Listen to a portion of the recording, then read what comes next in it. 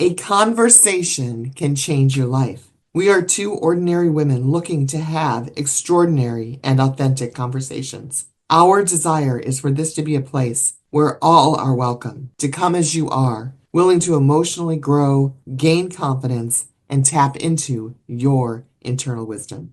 When you know and utilize your strengths, the capacity to be forgiving, kind, and encouraging is increased exponentially. We all have amazing strengths and positive attributes. So let's learn from each other. We are delighted you are here on this journey with us and hope you will invite a friend to join you here. Welcome. Welcome. We are delighted that you are here. I'm Connie Wilder with my podcast partner, Sue Riekels, and our conversation today, our intentional conversation, is going to focus on the concept of mindfulness. Mindfulness is best defined as the purposeful, unapologetic awareness to a situation, to thoughts, to feelings. Sue, what would you like to add to that? Thank you, Connie. The thing I would add is non-judgmental, and that is just observing and taking in situations, emotions, feelings, our own and that of others, without judgment, just being present with. Thank you so much for that. Just being present. And so the mindfulness, that presence, is it a skill that we can develop? What do we want people to walk away with today, Sue? Great question. Yes, I think it is something. It's intentional and purposeful, as you alluded to in the opening, and that takes work. It takes us having to do it regularly, repeatedly. It's a practice. I personally don't think you ever achieve it. And it's something that we all can continue to improve upon. And that is really setting not only with our own awareness, but that of others. So when we're juggling life, how are we really present to what's in front of us right here, right now, without judgment, and just being aware of it? And I think that's the key, is when life is moving really fast, is to slow down just that much. And in that, I'm curious your thoughts on how that impacts how we show up and perhaps how others then receive us. Well, one of the ways in which it impacts us is, and I think mindfulness impacts everyone, it impacts us, like it impacts me personally, how if I can be mindful in a situation that's incredibly, incredibly challenging or difficult, can I be mindful to take the breaths, to take a drink of water? Can I be mindful to take a walk around the block if I need to? Whatever it is, can I be mindful of what I need to do? Can I be aware of what I need to do to keep myself incredibly well resourced? That's one thing that I know is if I keep myself resourced, well resourced, I'm going to respond in those situations far better than reacting. Does that make sense? Totally. And I love that you brought up resource, because resource is working with our own nervous system.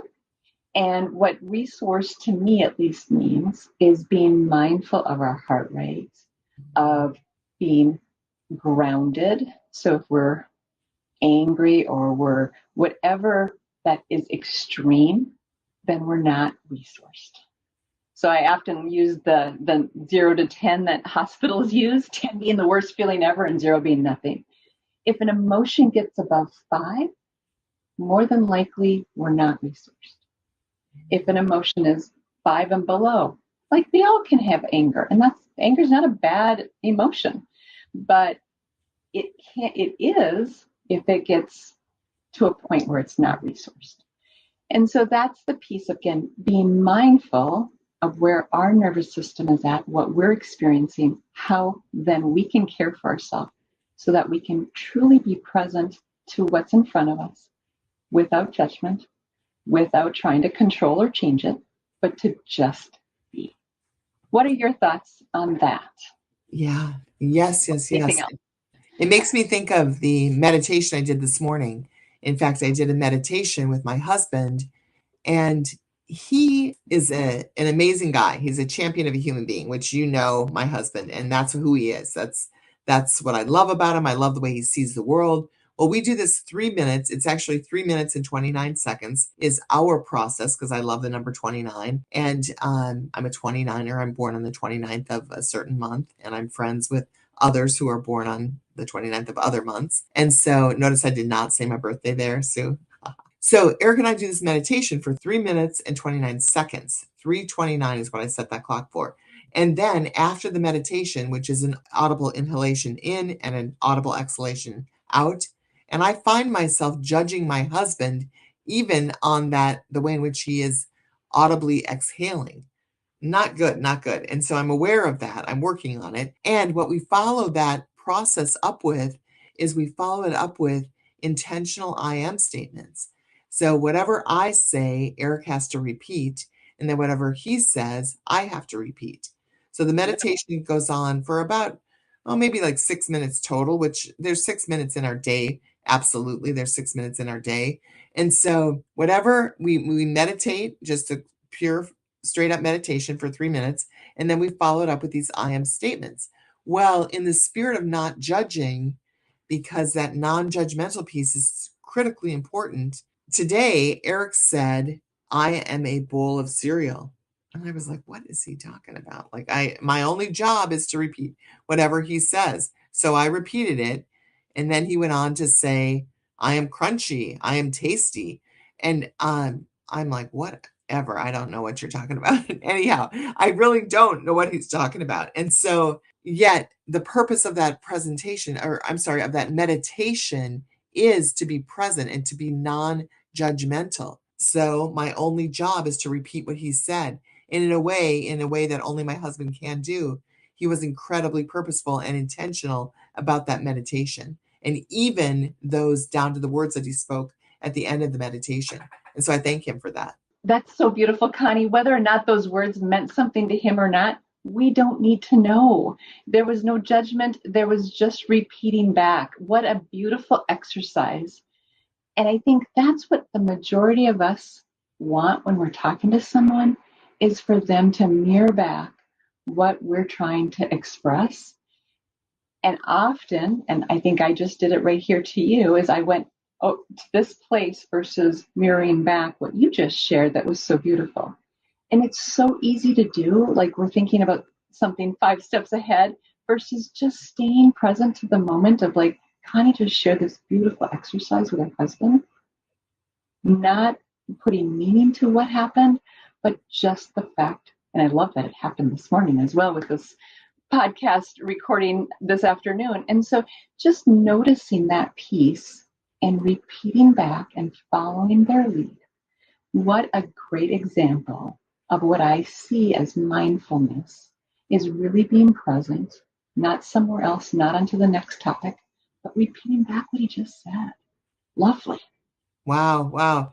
Sue, I've never thought about that, those I am statements being part of the meditation, so mindful in those, yet you are precisely and spot on. That's exactly what they are.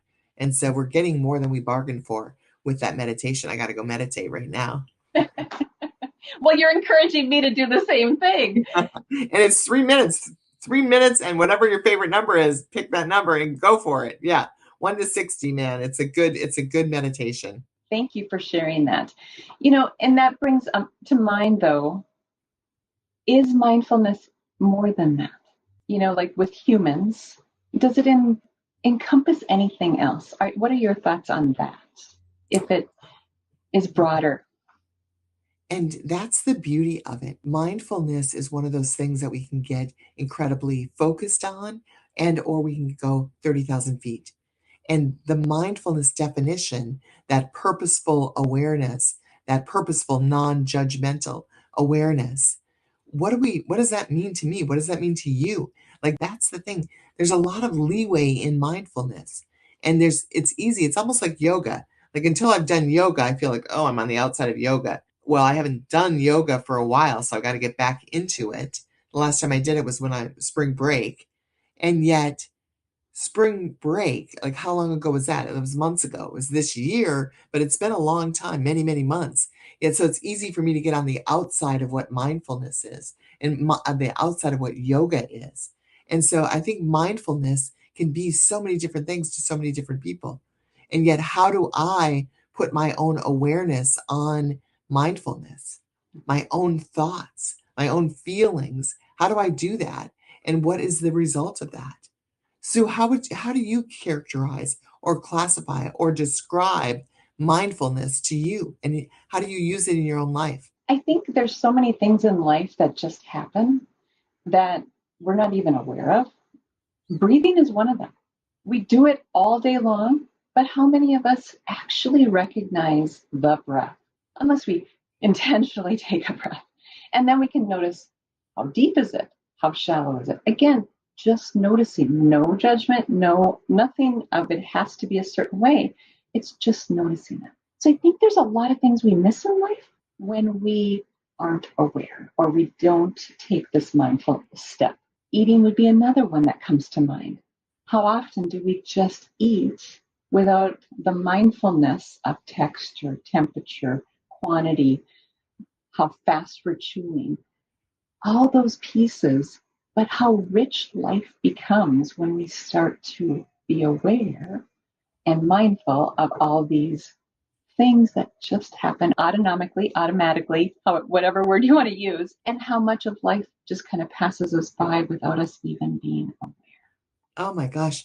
I mean, I'm feeling like I want to take a moment and meditate for a minute, but we're on a podcast here, so we'll keep talking.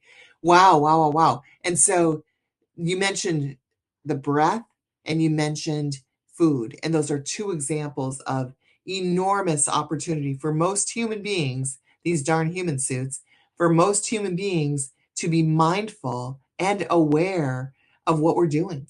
In fact, what the words that we use as well around breathing, for example, you mentioned that that's autonomic until we start taking a sense of how deep are we breathing. Is it shallow? Is it not shallow? Also, the words take a breath. That means we're taking a breath. Well, that whole concept of take, does that mean we're giving a breath when we exhale? I don't know. And yet, how can my awareness feed that? And what are the words that I tell the stories to? You are spot on, Sue. In fact, when you talk about the mindfulness and the awareness piece of breathing, of eating, we have so much to learn. And there's so much to learn in general in this lifetime. There is, and I don't think we ever achieve it all. And so being compassionate to ourselves and still working towards learning and growing each and every day. So when you think about the benefits of mindfulness, does anything come to mind to you? Are there pieces that you have benefited from, maybe even just through your meditation in the morning, that you think has impacted you? Well, some things that mindfulness that I know from the work that I do, mindfulness actually helps lower the stress levels. Research has shown that it lowers the stress level. And so they've taken a look at some of the cortisol levels, some of those levels of hormones that do not produce a better version of Connie or a better version of ourselves. That's one benefit, is lowering the stress level. And I can feel that. I have felt that in different situations. And then so a couple of other benefits. Number two rather, is it improves focus. Meditation can improve focus. So many people ask me, Connie, in my work, they ask me, Connie, help me multitask better. And I want to tell you that the opposite of that is the benefit, the ability to focus, because the human brain cannot focus 100% on two things at one time. We cannot do that. And so yet that intentional focus is what allows us to ultimately, hopefully, give a better product, give a better end result to whatever it is we're talking about. And so I want to share that. And then also I want to share that emotional regulation, the down, down, down, down, down. I'm going like this, down, that emotional regulation of, perhaps it's back to that a window of resource or window of tolerance that you spoke of earlier, Sue. And so I know that mindfulness helps that also. And then also our overall well-being. When I'm being mindful, I've got room in my life for the non-judgmental. And I want to be so aware of that. And then also mindfulness impacts everyone. It impacts everyone. When I'm mindful, I need to be mindful that it impacts everyone. Thank you, Connie. You're spot on with all of those aspects. And I want to go back to that window of tolerance, because when we're in this down, down, down state, it also reduces cortisol, which, like you mentioned, is that hormone. But we also then are open to the good feeling drugs, like that are natural hormones, the dopamine, the serotonin, because in that we can look at gratitude and just being mindful of these things instead of judgmental. And every time we do this practice, studies also show it changes our neurology. So over time, it becomes easier, but it also actually rewires our brain. And I know we continue to talk about that. And it's true. All of these practices really do change our neurology. So it does become easier. It's not something that is always easy, but it does take that intentionality. And lastly, you're spot on again with it impacts every relationship we have. So when we are coming from this framework, everyone we encounter will feel that we are truly present there, right in that moment with them. And again, none of us are perfect. So trust me, we're all going to have times when we're not. But when we are, the person in front of us is going to feel that. We are totally right there with them. And if we all did that, I just see these ripples out into the world of intentionality, but also mindfulness of who each person is, respectfully acknowledging and observing them as who they are, responding to them, that mirroring back of what they just said, so that, again, they feel and notice they are valued and appreciated. And I just, again, come back to that ripple effect. One affects many. Anything you want to add, Connie? I want to conclude with a question. And so for our viewers, I want to say thank you for being with us today. And then also I want to ask you, where in your life are you being mindful? Love it. We'll end with that and give you some time to ponder. Remember, a conversation can change your life. We invite you to be the best version of yourself. When you feel better, you do better. We welcome hearing from you. To learn more about us, suggest topics to be discussed, or to reach out to